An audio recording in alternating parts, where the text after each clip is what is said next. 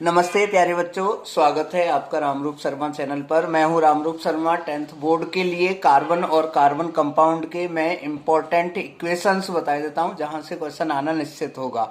ठीक है ना। इंपॉर्टेंट टॉपिक बता देता हूं जहां से क्वेश्चन आना निश्चित होगा। इंपॉर्टेंट पॉइंट बता देता हूं जहां से क्वेश्चन आना 100% निश्चित है। सबसे पहला क्वेश्चन जो है बच्चे आपको आ सकता है कि कार्बन प्लस 4 इलेक्ट्रॉन ले क्यों नहीं सकता है और कार्बन 4 इलेक्ट्रॉन दे क्यों नहीं सकता है। आंसर अगर जानना है तो आप मुझसे कांटेक्ट कर सकते हैं या चैनल को फॉलो कर सकते हैं।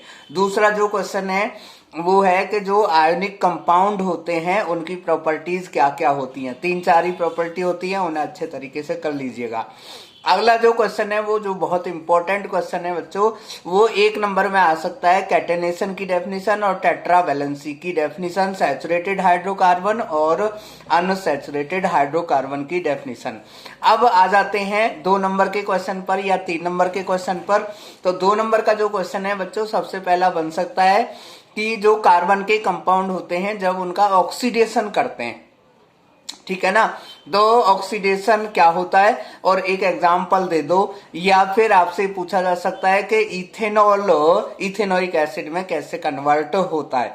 इससे अगली जो इंपॉर्टेंट रिएक्शन है बच्चों वो है कि जब हम हाइड्रोजनेशन करते हैं कार्बन कार्बन कंपाउंड में जो आपके अनसैचुरेटेड हाइड्रोकार्बन होते हैं। या क्वेश्चन आ सकता है कि इथीन से इथेन हम कैसे बनाते हैं, ठीक है ना। तो ये क्वेश्चन भी आ सकता है। हाइड्रोजनेशन प्रॉपर्टी है कार्बन कंपाउंड की। अगला जो बहुत इंपॉर्टेंट क्वेश्चन है फिर आ जाता है बेंजीन या साइक्लो हेक्सेन का स्ट्रक्चर बनाने के लिए आपसे पूछा जा सकता है। और एक सिंगल पेज का एक टॉपिक है फंक्शनल ग्रुप, वहां पर आपको फंक्शनल ग्रुप पूछा जा सकता है कि OH लगाया हुआ है तो उसमें कौन सा फंक्शनल ग्रुप है, C डबल बॉन्ड O लगा है तो कौन सा फंक्शनल ग्रुप है, C double bond O single bond H लगा हुआ है तो कौन सा फंक्शनल ग्रुप है, और C डबल बॉन्ड O और सिंगल बॉन्ड OH लगा हुआ है तो कौन सा फंक्शनल ग्रुप है। अगला जो क्वेश्चन है बच्चों वो बहुत इंपॉर्टेंटली आपके लिए आ सकता है कि जो इथेनॉल होता है या जिसे हम कहते हैं जनरली अल्कोहल, उसको जब हम सोडियम के साथ रिएक्शन करते हैं तो क्या प्रोडक्ट बनता है।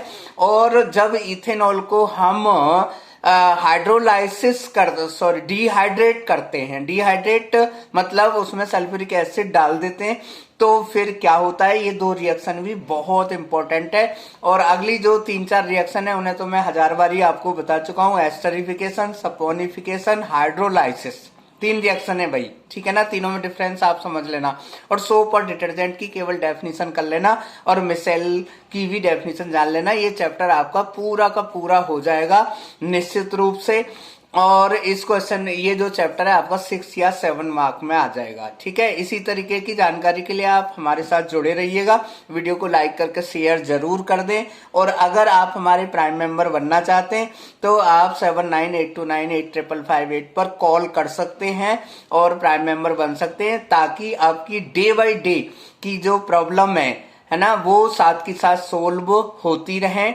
उसके लिए आपको 7982985558 पर कॉल करके कांटेक्ट करना होगा। Thank you so much, all the very best.